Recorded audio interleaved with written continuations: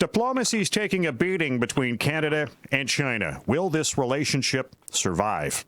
Hello and welcome to the Unpublished Cafe. I'm Ed Hand. The war of words between the two countries is ramping up as China accuses Canada of megaphone diplomacy, as Canada refuses to release Huawei Executive Meng Wanzhou, while China continues to hold the two Michaels, Kovrig and Spavor, on spying charges. Neither has been to court, and both remain incarcerated, unlike Wanzhou, who is free on bail. There's been growing pressure on the federal government to be more forceful with China to get the Michaels home. A group of notable Canadians penned a letter to the Prime Minister to stop extradition for Wanzhou and a try to get Kovrig and Spavor back to Canada. But in one of his most forceful declarations, Prime Minister Trudeau has rejected the idea outright, saying it would set a dangerous precedent. Coming up on this edition of the Unpublished Cafe, we'll take a look at the deteriorating relationship between the two countries and what could happen next. A recent national security review found Canada is an attractive and permissive target of China. CSIS has investigated and reported on the possible threat, but there's been no response from the federal government. Joining us to discuss, Eliot Tepper. He's the Distinguished Senior Fellow at the Norman Paterson School of International Affairs at Carleton University. And Eliot, have relations between Canada and China ever been worse? No, I think this is certainly since the recognition by Eliot Trudeau of China, and that was a landmark moment, and now his son is dealing with today's China. No, this is clearly a pivotal point, an inflection point. This is a watershed moment in Chinese-Canadian history, but also I think emerging quite clearly from this is that the new China under Xi Jinping is facing a reevaluation, not just by us, but by others. Is China the number one threat to Canada? That's what CSIS says. So that's, I would hesitate to rank order the threats to Canada. Clearly, as you know, there's many other threats. And where do you start? Cyber, pandemic, et cetera. But no doubt at all, the view of China has changed dramatically since the arrest of the two Michaels, not only in Canada now, but in part because of our leadership role in multilateral institutions and our capacity to work with like-minded countries. Around the world, I think there's quite a major change in view about the role of China under the current regime of Xi Jinping. What changes have you seen in the role of the Chinese leadership? Well, the Chinese leadership has changed considerably since the consolidation under Xi Jinping from the era of Deng Xiaoping and the two who followed him afterwards. The concept of peaceable rise and the notion that China did not want to upset the status quo, but only wanted to be part of the status quo and help shape it. All of that has changed dramatically, particularly since Xi Jinping had a party congress not long ago, where he declared himself basically, along with some other things, leader for life, that Xi Jinping thought will now be in the Constitution, and that he's the paramount leader. He has led China in a totally different international set of relationships and behavior that can only be called aggressive and truculent. From the Chinese view, this is a recovery period. They went through a long period of humiliation. They were the center of the world, and not only their own view, but for a long period of time, they had some claims to be the civilization center of the world, the middle kingdom between heaven and earth. But then, under Western imperialism and the long reign of colonialism, China was subjected to humiliation and humiliating treaties, unequal treaties, and a number of other ways that diminish their importance. Under Xi Jinping's viewpoint now, this is a period of recovery and move toward global dominance, a return to what they consider their rightful position in the world. How has China gained influence in Canada? Well, this is coming under much more close scrutiny right now. Of course, the primary way they've gained influence is that we all go shop at stores that have cheap products produced in China. And this was part of globalization. This was part of a good thing. China went from potentially a Maoist, truculent backwater revanchist state to being a place that was producing all the goods that the world wanted. And this was globalization, and they lifted millions and millions out of poverty and became a totally different kind of country as a result. The major change is because we have participated in their global rise economically, and now they want to translate that into a global rise politically. That's the major change. Eliot Tepper joining us on the Unpublished Cafe, Senior Research Fellow at the Center for Security, Intelligence, and Defense Studies at the Norman Patterson School of International Affairs at Carleton University. And, you know, we talk about influence in Canada. How does the United Front work? Yes. I just was speaking now of the general rise of China, and that our shopping behavior is a major contributor. But the arrest of the two Michaels suddenly brought China into much sharper focus, not only by us, but as I said, but in part because of our leadership around the world. And everybody's paying attention now to the mechanisms of overseas influence operations, which primarily come under the United Front heading. There's several good books have come out recently, and more studies showing that systematically China has tried to use influence operations to gain the kinds of decision-making that they feel they want inside a lot of countries, ours included. But beyond influencing that, they also want to have situations where perhaps the concept of democracy itself is becoming undermined. They present, and this is overtly done, they present an alternative type of government heading into the 2050 time period in their own time horizon, showing that their system, the Communist Party system, is superior to democratic values, and the use of the United Front is one way to not only demonstrate the superiority, that is, by creating dissension in our own countries, but by cultivating influence among key elites and using that influence to their advantage. How would you characterize China's actions globally over the last decade? Over the last decade is the time of the arrival of Xi Jinping and the new type of international behavior that we've seen.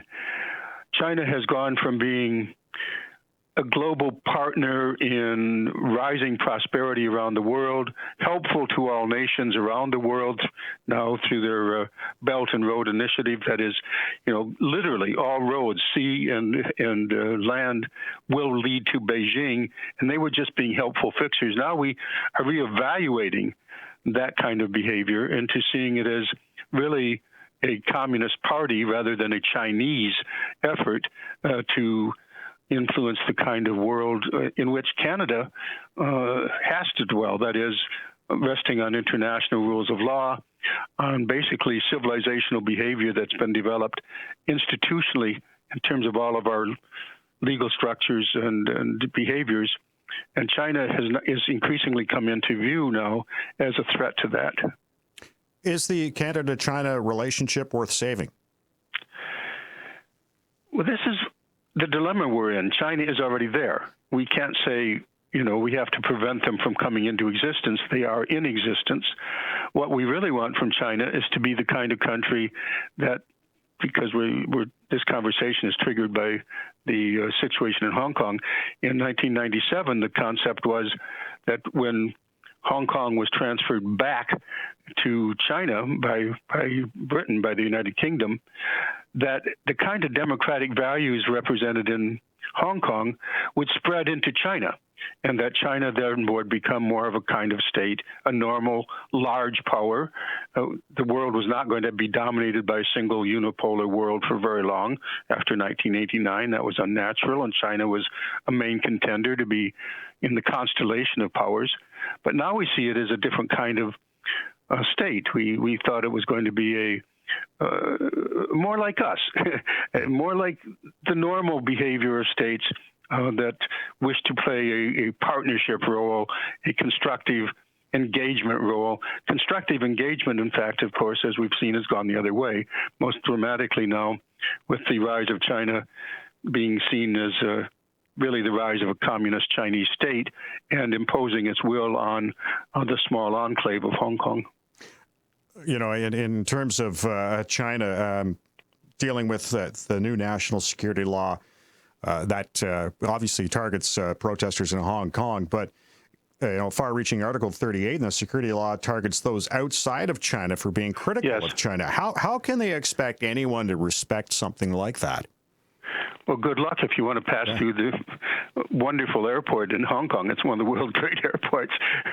And if you land there and they under their determinations, thought that our conversation today was hostile to them, we could be arrested. So it's a very vague, broad-reaching extraterritorial grab of power. And we've seen that in previous situations, such as the islands in the South China Sea that they've been building up. Well, this is the broader pattern. We, for good reasons, pay very close attention to the fact that we have hostages there, and we have a very severe situation. But we should see the situation of China behaving as they are toward us as a way that they are increasingly behaving toward the whole world. And that's what's coming into focus, so that the pattern of aggression, and now the term imperialism is coming back into play, that Chinese imperialism and truculence and aggression is being seen not just bilaterally toward us and toward friendly countries such as Australia, but look at it, how they're behaving all around them. Mm-hmm. We talk about the South China Sea. I used to teach courses on that. So they've not only claimed ownership of basically the entire South China Sea, which is hotly contested and under international law probably not acceptable, but they've actually militarized these little islets. They've created ground in order to make facts, which is the opposite of the normal phrase. But they now have developed these little islets into islands, and now they've paved them over for holding, having capacity for bombers and jet planes. So the militarization of the South China Sea has quietly gone on, and it's going to be hard to reverse that. But also the East China Sea, they are behaving toward Japan in a very high-handed manner. They're contesting ownership of some barren islands there, but there's strategic for both China and Japan, but also toward China and India, as we've seen recently. And Indian soldiers have been killed in some numbers. All around China, they are expressing themselves in an aggressive expansionist fashion that has basically caught us by surprise, because we thought China was going to be a responsible stakeholding partner in the global political and economic world. Eliot, I want to thank you for joining us. Well, you're very welcome, Ed. And of course, we should remember our particular situation.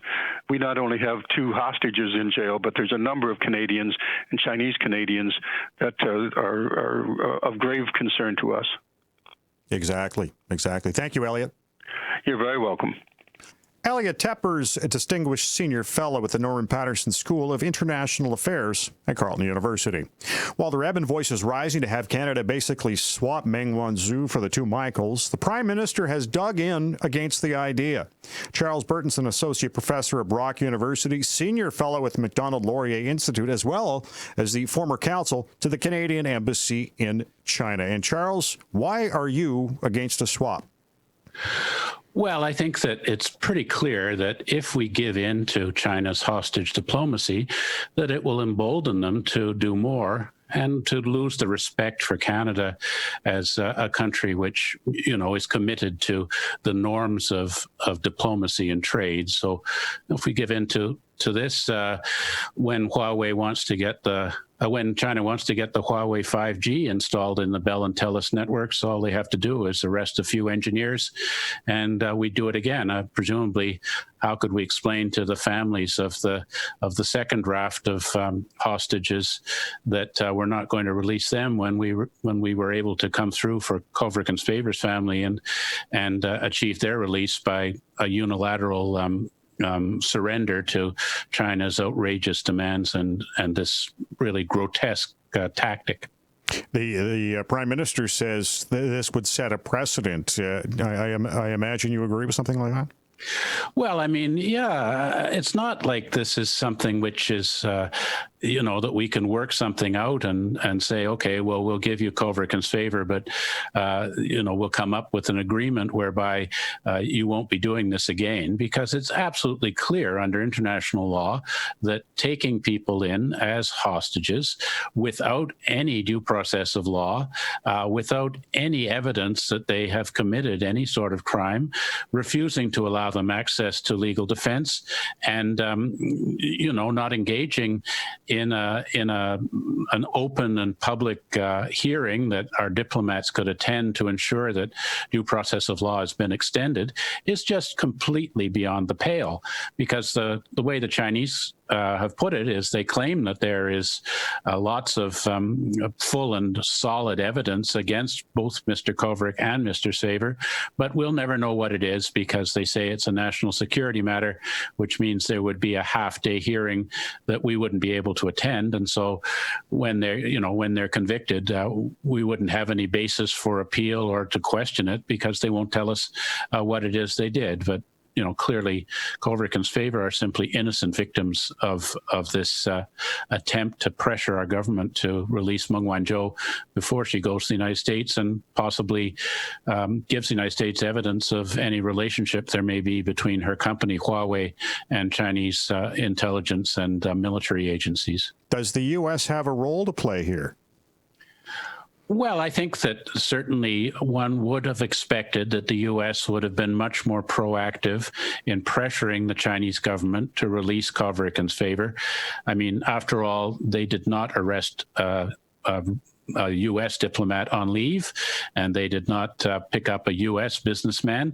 But clearly the only reason that we're being subjected to this nightmare is because of the U.S.'s determination to get Ms. Meng to face serious charges of fraud in New York State.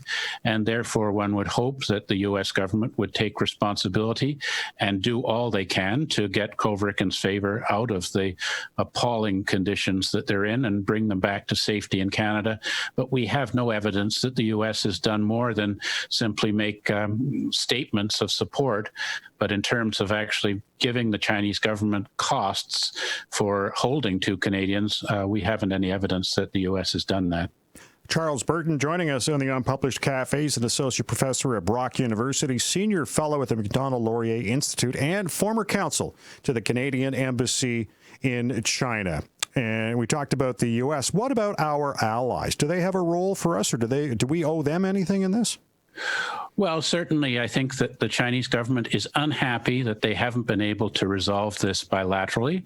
I think that, the day before Ms. Meng went to the BC Superior Court to hear the ruling by Justice Heather Holmes as to whether there was a basis for the extradition hearing to continue, she, with some of her friends, went the day before to the staircase of the BC Superior Court and took photographs of everybody flashing victory signs and looking very happy. So I think they fully expected that this bilateral pressure would get Canada to give in.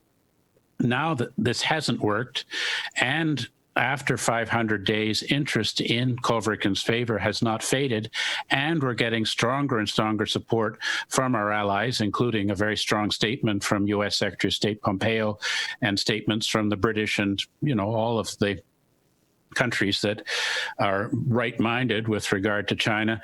And China doesn't like this. They're in an embarrassing situation where other countries feel that if this can happen to Canada, maybe it could happen to us. And therefore, we should stand together and stop this sort of outrageous violation of the norms of international behavior before it becomes China's sort of go-to move every time they're not able to get their way with a sovereign state. I wonder if, the current situation with Kovrig and Spavor might let other companies and countries around the world take note that, you can be arrested. Just because you're working in China for a North American company, you can just be arrested for anything, and, that you become a hostage, basically a political hostage, do you not? Yes, I mean, I think, people who are working as teachers in China could be accused of espionage under the extremely broad definition that the Chinese government has offered. Certainly, of the 500,000 or so Canadians of Hong Kong origin, nearly all of whom support democracy and freedom in Hong Kong, they would now have considerable risk in traveling back to Hong Kong to visit family or to go to China for personal or business purposes.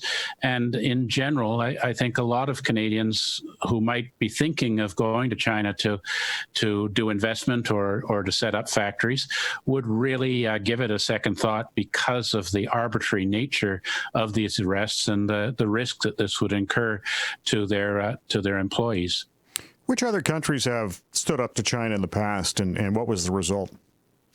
Well, we're seeing Australia has become much more proactive with regard to China. Australia last year put through a Foreign Influence Transparency Scheme Act to try and address the Chinese regime's subversion of Australian policymakers and attempts to intimidate persons with relatives in China in Australia, and Australia is also being quite aggressive with regard to China's violations of human rights in the northwestern part of China, where the Turkic Muslims are being put into concentration camps, or Hong Kong, or with regard to Taiwan, or China's expansion into the South China Sea.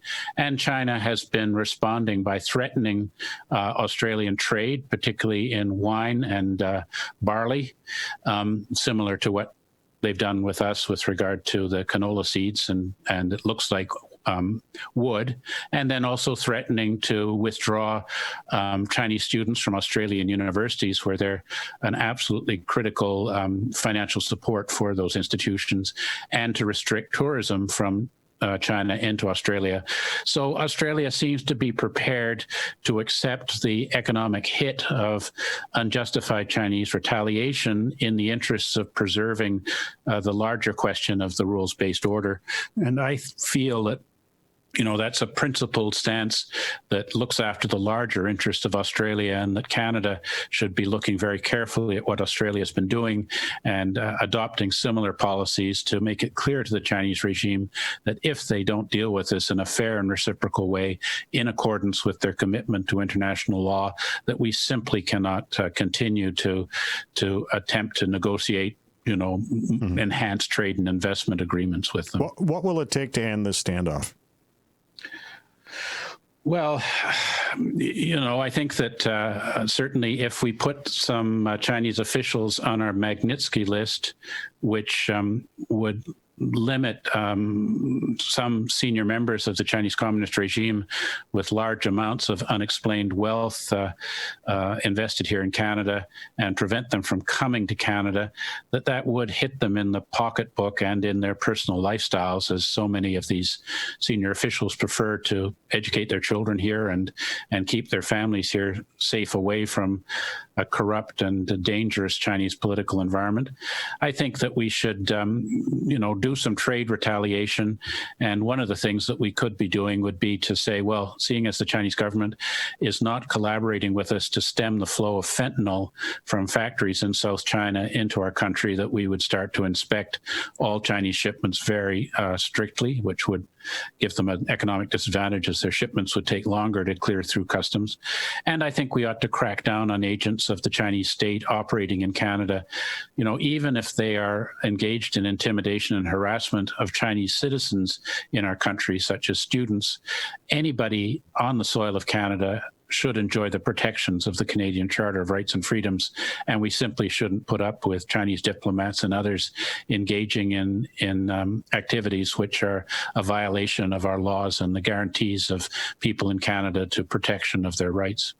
Charles, thank you for joining us. It's very good to speak with you. Charles Burton's a senior fellow at the Macdonald-Laurier Institute, as well as former counsel to the Canadian Embassy in China. Now it's time for you to weigh in with the unpublished.vote question. Should Canada agree to send Meng Wanzhou back to China for the safe return of Michael Kovrig and Michael Spavor? You can log on and vote right now and have your voice heard. I want to thank Eliot Tepper, Senior Fellow with the Norman Patterson School of International Affairs, and Charles Burton, former counsel to the Canadian Embassy in China. And I want to thank you for listening to the Unpublished Cafe. Stay safe. I'm Ed Hand.